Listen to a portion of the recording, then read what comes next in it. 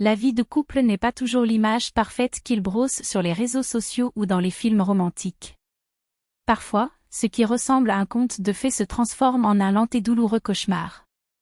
C'était comme ça avec Marina, qui a découvert, par force, que l'amour ne suffit pas lorsque la relation devient un champ de mine d'irrespect et d'égoïsme. Tout a commencé par un geste apparemment petit mais révélateur. Anton, son mari, a pris sans ménagement l'argent qu'elle avait économisé au prix de tant de sacrifices. Lorsque Marina l'interrogeait, il réagissait avec un cynisme qui glaçait le sang. « Ce n'est pas mon problème si tu gagnes peu. » La phrase faisait plus mal qu'une gifle. Ce n'était pas la première fois qu'il agissait ainsi, mais cette fois, quelque chose en elle se brisa. Le pire? Il a même eu le culot de la menacer. « Si ça ne te plaît pas, je peux en trouver un autre à tout moment. » Marina ravala sa révolte, comme elle le faisait depuis des mois.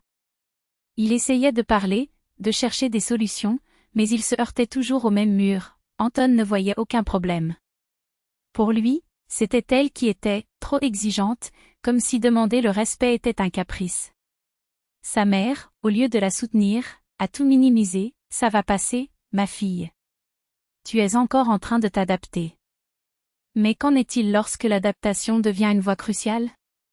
Quand votre partenaire se transforme-t-il en un tyran qui vole même la dignité de la personne à côté de vous? C'est alors que Marina a eu une idée.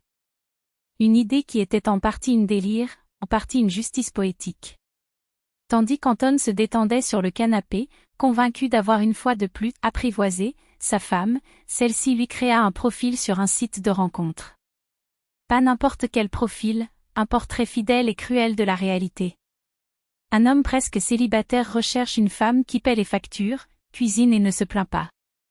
J'exige que vous ayez une voiture, une maison et aucune attente. Après tout, mon salaire est le mien, le vôtre, le nôtre. Chaque mot était le miroir de ses actions. À chaque exigence, une copie de vos propres discours. Quand Anton l'a découvert, l'enfer s'est déchaîné dans la pièce. « Tu m'as transformé en monstre », il a crié. Marina se contenta de sourire froidement. « Monstre ? Non, chérie. Je viens de transcrire tes paroles. Je pensais que les femmes méritaient de savoir à qui elles avaient affaire. » Et il savait, oui. Les commentaires sur le post étaient un flot d'indignation. Des femmes de tous horizons maudissaient, menaçaient, dénonçaient l'hypocrisie de cet homme qui pensait avoir le droit de tout sucer autour de lui sans rien donner en retour. Le coup final est venu lorsque Marina a annoncé calmement « Si c'est votre maison, gardez-la. Je m'en vais. » Et ça l'était. Sans regarder en arrière, sans donner satisfaction au destin. Parce que certaines batailles n'en valent pas la peine. Certains amours, lorsqu'ils deviennent des prisons, doivent être abandonnés non par faiblesse, mais par amour-propre. Et Anton? Il est resté seul, avec son canapé, sa télé et la facture d'électricité à payer. Exactement comme il le méritait. Et Marina n'a même pas pris la peine de lui dire au revoir dramatiquement, juste un signe distrait lancé en l'air, comme quelqu'un qui repousse une mouche, et la promesse sèche, vous recevrez bientôt les papiers du divorce. Des propos qui tombèrent comme un verdict, sans appel. Le lendemain matin, le téléphone d'Anton trembla avec l'appel de l'agent immobilier, sa voix acide comme du vinaigre. Le mois de loyer, s'il vous plaît. Ou Marina l'avait-elle déjà payé? Il s'est étouffé avec sa propre salive. Elle n'a pas été transférée? La réponse a été un rire sans humour. Elle a dit qu'à partir de maintenant, toutes les factures étaient ton problème. Et si le problème n'est pas résolu d'ici demain, je louerai l'appartement à quelqu'un d'autre. Je ne suis pas une banque, ma chère. Le monde s'est effondré quand il a raccroché. Ce n'était pas possible. Elle ne ferait pas ça. Mais il l'avait fait.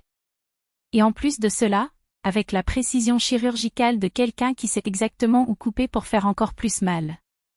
Anton enfouit son visage dans l'oreiller, ses doigts pressés contre ses paupières comme s'il pouvait écraser la réalité. Dormir. J'ai juste besoin de dormir. Mais le téléphone vibra à nouveau, le tirant hors de son bref refuge. Je t'ai dit que je paierais dans les prochains jours, grogna-t-il, lançant les mots comme des couteaux. De l'autre côté, une voix masculine inconnue crachait des insultes à faire rougir un marin. Espèce de mauvais payeur. votre femme vous préviendra. Il raccrocha immédiatement, mais ce fut inutile. L'appareil ne s'est pas arrêté. Messages de numéros inconnus, appels de créanciers qui juraient avoir parlé à « votre femme », menaces voilées. Jusqu'à ce qu'Anton, épuisé, passe ses doigts sur l'écran et ouvre le site internet que Marina avait tant fréquenté ces derniers mois. C'était là. Votre nom, votre numéro, votre adresse professionnelle, tous exposés comme de la viande pourrie dans une boucherie virtuelle. Mari égoïste, débiteur, menteur.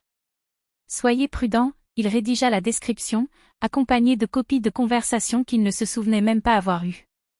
Anton a supprimé la page en se serrant la main, mais le mal était déjà fait. Les appels téléphoniques ne se sont pas arrêtés.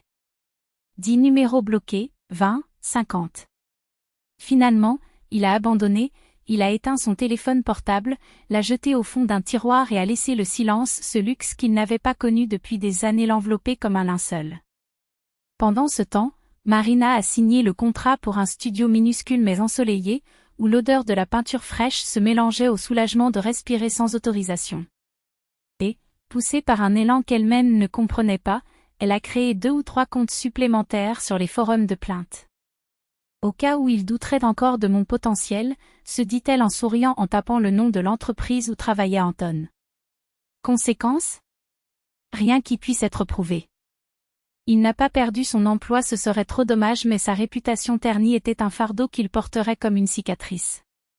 Le jour du divorce, Anton a craché du venin, a griffé l'air avec des mots brûlants de haine.